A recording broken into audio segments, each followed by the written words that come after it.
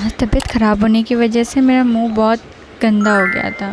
Hello everyone, आज सुबह की शुरुआत वार्म वाटर से ही। देन उसके बाद मैंने चाय पी। चाय पीने के बाद लंच में मेरा कुछ भी खाने का मन नहीं था, तो मैंने डोमिनोज से पिज़्ज़ा और चोको लावा केक और स्टिक्स ऑर्डर कर दी थी, वो खाई। फिर शाम में मैंने वीडियो बनाई थी तो चीज़ कॉर्न खाए थे। उसके बाद मैंने डिनर में मैंने चावल और चौले की सब्ज़ी ली थी, उसके साथ छाछ ली थी। देन उसके बाद मेरी बहन अपने नाखून बताती हुई, मुझे इतने गंदे लग रहे हैं ना यार, छी। उसके बाद एंड में डेज़र्ट खाया, डेका।